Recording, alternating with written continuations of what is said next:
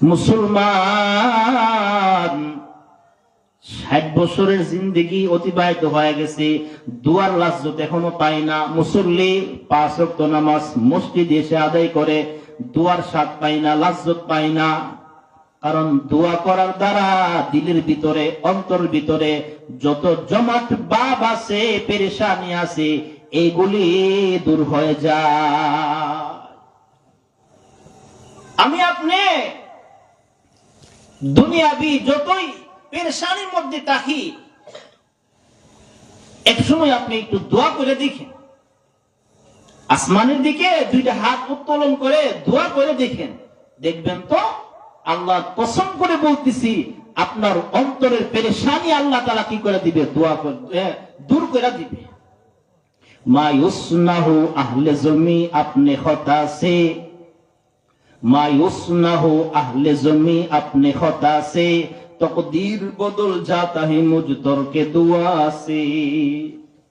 দোয়ার দ্বারা বান্দার ভাগ্য পরিবর্তন হয়ে যায়। দোয়ার দ্বারা বান্দার কুফরি অবস্থা পরিবর্তন হয়ে ঈমান অবস্থায় হয়ে যায়। আল্লাহর নবী জনাবে মুহাম্মদুর রাসূলুল্লাহ সাল্লাল্লাহু আলাইহি ওয়াসাল্লাম দোয়া করছেন, আল্লাহ মক্কা নগরীর উমর ইবনুল খাত্তাবকে আপনি মুসলমান বানায়া দেন।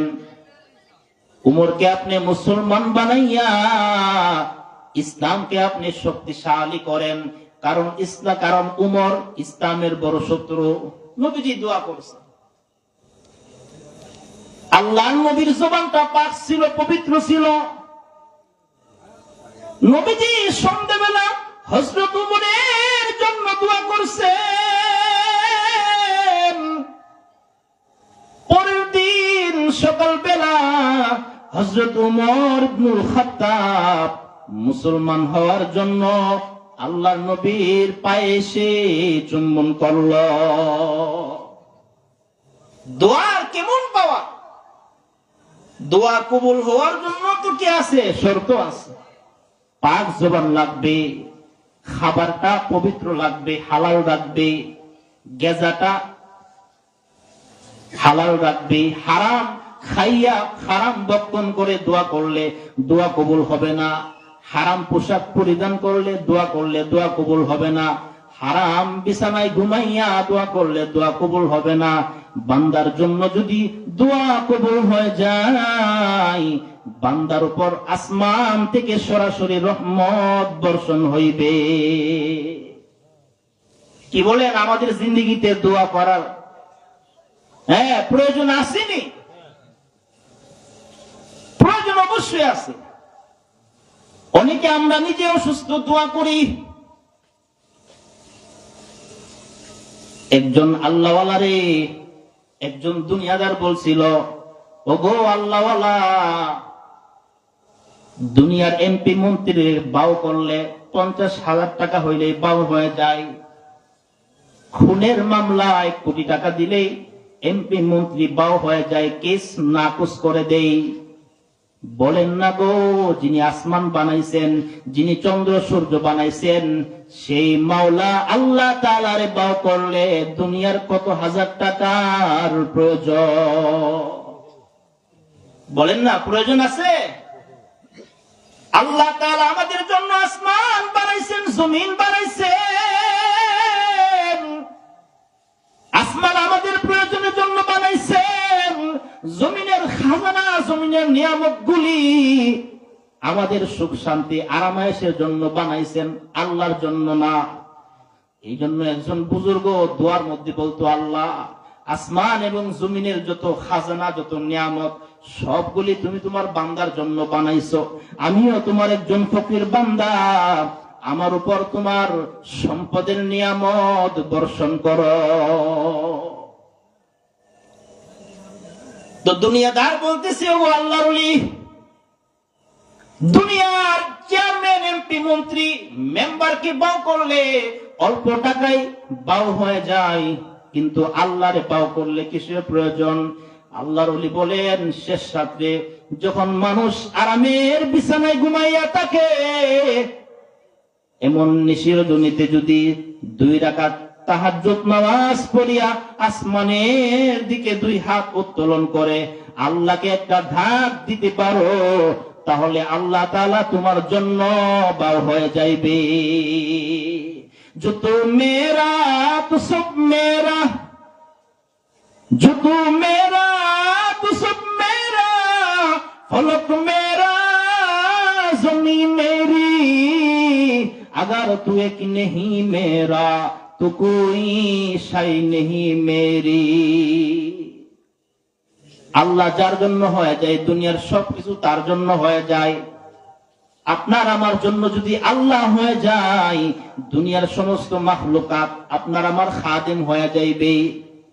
আর যদি দুনিয়ার সবাইরে বাউ করলাম, দুনিয়ার সবাইরে বাউ করলাম, মাতা পিতা আত্মীয় স্বজন বন্ধু বান্ধব চেয়ারম্যান মেম্বার এমপি মন্ত্রী প্রধানমন্ত্রী বাউ করলাম, কিন্তু আল্লাহরে বাউ করলাম না, নামাজে না এসে আল্লাহরে বাউ করলাম না, রোজা না রেখে আল্লাহরে বাউ করলাম না, গুনাহ বর্জন না করে আল্লাহকে বাউ করলাম না, দোয়া না করে আল্লাহকে বাউ করলাম না, বলেন না দুনিয়ার মানুষে বাউ করলে কি আল্লাহ খুশি হবে? দুনিয়ার মানুষকে বাউ করলে জান্নাত পাওয়া যাবে না।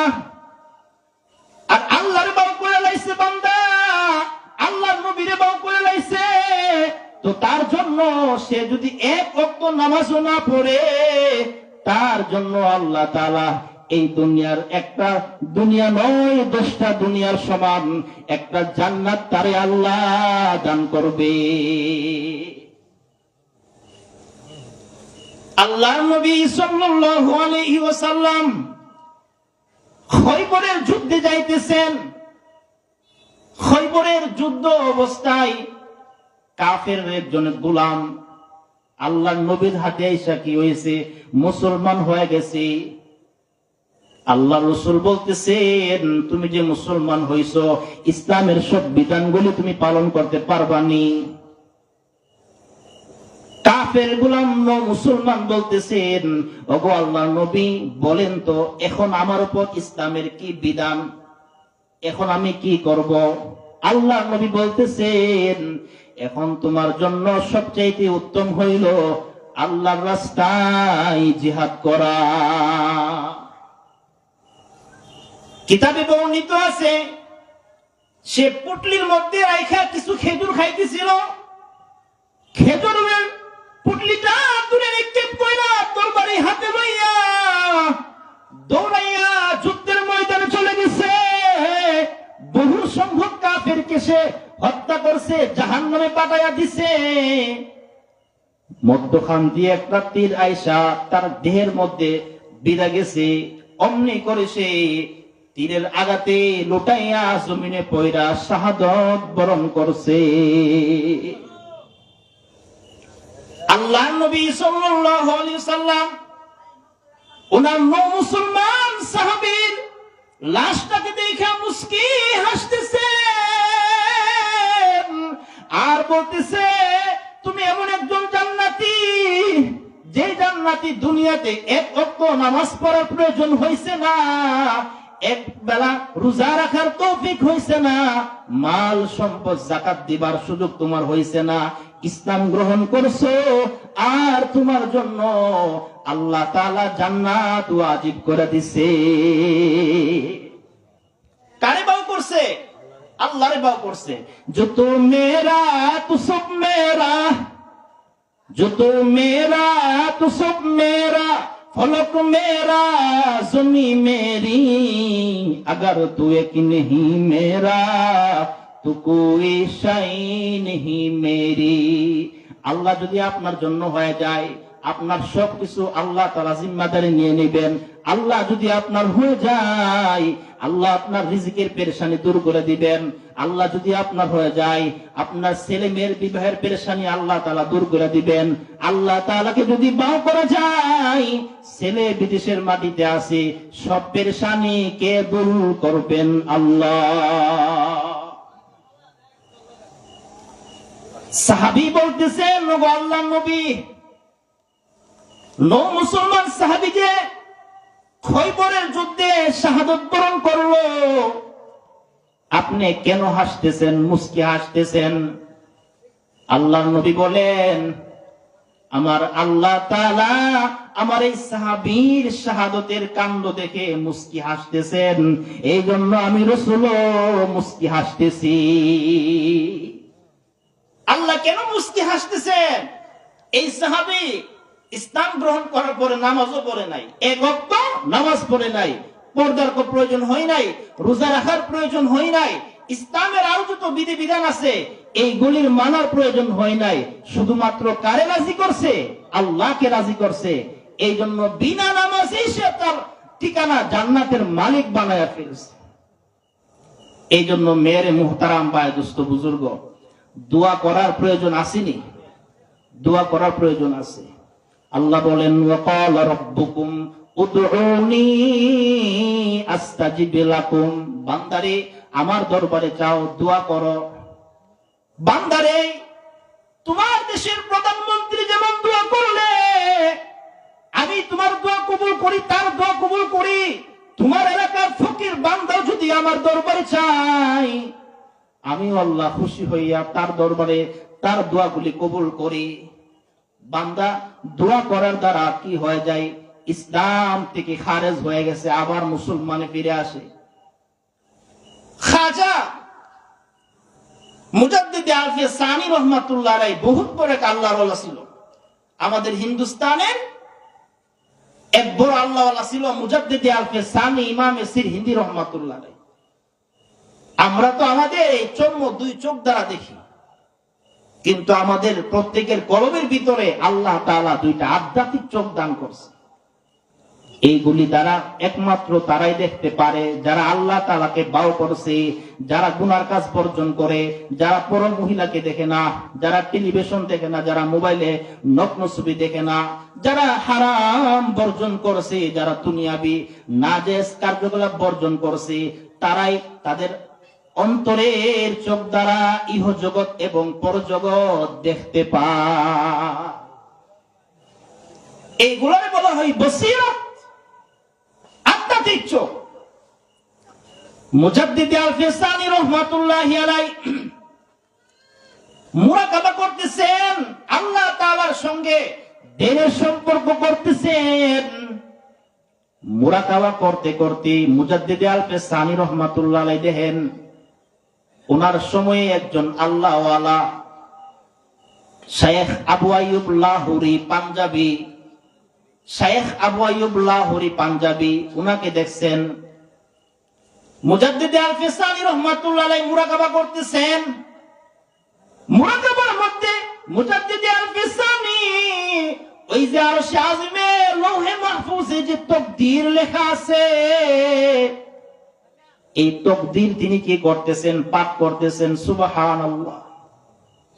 আরশে আযমে যে তাকদীর লেখা আছে, হযরত আদম আলাইহিস সালাম থেকে নিয়ে কিয়ামত পর্যন্ত যত মানুষ যত প্রাণী আসবে, কে কোথায় মৃত্যুবরণ করবে, কে কোথায় জীবিত থাকবে, কিভাবে উপার্জন করবে, এই সবগুলি এই তাকদীর লৌহে মাহফুজে কি আছে? লেখা আছে। আল্লাহ তার চোখ দ্বারা, অন্তরের চোখ দ্বারা আরশে আযম দেখতে পায়। আর আমি আপনার চোখ দ্বারা রাত্রিবেলা ঘুমাইলে দুনিয়াবি বেগানা মহিলারে দেখতে পাই। আল্লাহওয়ালাদের চোখের ভিতরে সাহাবায়ে কেরাম চলে আসতো, আল্লাহওয়ালাদের ঘুমের ভিতরে আল্লাহর নবী আয়েশা হাজির হয়ে যাইতো। আর আপনি আমি রাত্রিবেলা ঘুমাইলে আমাদের চোখের ভিতরে আল্লাহওয়ালা আসে না, ব্রাহ্মণবাড়িয়ার বড় হুজুর আসে না, আমাদের ঘুমের ঘরে রইসুল মুফাসসিরিন মুফতি নুরুল্লাহ রাহমাতুল্লাহি আলাইহি আসে না, আমার আপনার চোখের ভিতরে বেগানা মহিলা চলে আসে, চাচাতো বোন চলে আসে, মামাতো বোন চলে আসে, এলাকার অমুক মুরব্বী চলে আসে। কোন আল্লাহওয়ালা আমাদের ঘুমের ভিতরে চলে আসে না। কারণ সারাদিন তো আমরা এই দুনিয়া নিয়ে কি আছি, ব্যস্ত আছি। দিন নিয়ে, ইসলাম নিয়ে, কোরআন সুন্নাহ নিয়ে আমাদের কোনো ফিকির নাই। এই জন্য আমাদের ঘুমের ঘরে এই সমস্ত আল্লাহওয়ালাগণ কি আসে না। মুজাদ্দিদ আল-ফিসানি রাহমাতুল্লাহি আলাইহি মুরাকাবা করতেছেন। মুরাকাবার মধ্যে উনি দেখতেছেন লৌহে মাহফুজের তাকদীর। হযরত আদম আলাইহিস সালাম থেকে উনি কিয়ামত পর্যন্ত যত মানুষ আসবে সকলের তাকদীর তিনি পড়তেছেন। এক পর্যায়ে তাকদীর পড়তে পড়তে ওনার সময়ে শেখ আবু আইয়ুব লাহোরী পাঞ্জাবির তাকদীরটা উনি পড়লেন। উনি দেখতেছেন ওই বুজুর্গের তাকদীরের মধ্যে লেখা আছে ওনার শেষ জীবনটা ঈমান হারাইয়া কুফরি অবস্থায় মৃত্যুবরণ করবে। নাউজুবিল্লাহ। একজন আল্লাহওয়ালা সারা জিন্দেগি নেক আমল করে মানুষকে হেদায়েতের প্রতি আহ্বান করছে, অন্য মানুষকে নামাজি বানাইছে, দিনদার মুত্তাকি পরহেজগার বানাইছে। ওনার ইন্তেকালটা এই কুফরি অবস্থায় হবে, ঈমান হারা অবস্থা হবে। উনি খুব পেরেশান হয়ে গেলেন। ওনার মুরাকাবা খতম হয়ে গেছে, সারাদিন কোনো কিছু খান নাই, খুব পেরেশান। কিভাবে আল্লাহওয়ালারে বাঁচানো যায়, কিভাবে আল্লাহওয়ালার তাকদীরটা কুফরি থেকে পরিবর্তন করে ঈমান আনা অবস্থায় আনা যায়, পেরেশান হয়ে গেছেন মুজাদ্দিদ আল-ফিসানি। হঠাৎ করে মুজাদ্দিদ আল-ফিসানি ওনার কাছে নবীর একটা হাদিস চলে আসলো। আল্লাহর নবী বলেন, ক্বালান নবী সাল্লাল্লাহু আলাইহি ওয়াসাল্লাম আত-তাকদীর লা ইয়ারুদ্দু ইল্লা বিদ-দুআ। আল্লাহর রাসূল বলেন যে মানুষের ভাগ্য একমাত্র দুয়ার দ্বারাই কি হয়ে যায়, পরিবর্তন হয়ে যায়। সুবহানাল্লাহ। দুয়ার দ্বারা বান্দার ভাগ্য কি হয়ে যায়, পরিবর্তন হয়ে যায়। বলছিলাম না যে 24 ঘন্টার ভিতরে নামাজ পড়ার নির্দিষ্ট কি আছে, সময় আছে, কিন্তু দোয়া করা কি নাই, নির্দিষ্ট সময় নাই। নামাজের সময় দোয়া করা যায়, আজান দেওয়ার সময় দোয়া করা যায়, শেষ রাত্রেও দোয়া করা যায়, আজানের পরও দোয়া করা যায়, একামত অবস্থায় দোয়া করা যায়। হার হালতে বান্দা দোয়া করতে পারবে। দোয়াটা আল্লাহ আম করে দিছে যে বান্দা একটা বেশি প্রয়োজন, তো বান্দার দুনিয়া আখিরাতের হাজত গুলি তো বান্দা আমার কাছ থেকে চায়া নেবে। এই জন্য বান্দা, এই জন্য আল্লাহ তাআলা দোয়াটাকে বান্দার জন্য একবার কি ফ্রি করে দিছে।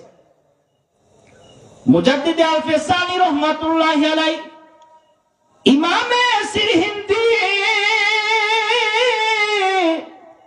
মুজাদ্দিদ আল-ফিসানি রাহমাতুল্লাহি আলাইহি উনি আবার মুরাকাবা করতেছেন। দেখেন আবার ওই বুজুর্গের তাকদীরটা ঈমান হারা থেকে পরিবর্তন হয়ে কুফরি অবস্থায় চলে আইছে। মুজাদ্দিদ আল-ফিসানির দ্বিতীয়বার মুরাকাবা শেষ হয়ে গেছে। এবার দিনের বেলায় উনি দোয়া করতেছেন, আল্লাহ আমি আপনার একজন নগণ্য গোলাম, আমার দোয়ার মধ্যে আমার নিজের জন্য কোনো কিছু আমি চাইতেছি না। আমি যে মুরাকাবায় দেখলাম শেখ আবু আইয়ুব লাহোরী পাঞ্জাবির তাকদীরটা কুফরি অবস্থায় আছে, তার শেষ মৃত্যুটা, তার শেষ নিঃশ্বাসটা, আয় আল্লাহ যে বান্দাটা বহু বেনামাজিরে নামাজি বানাইছে,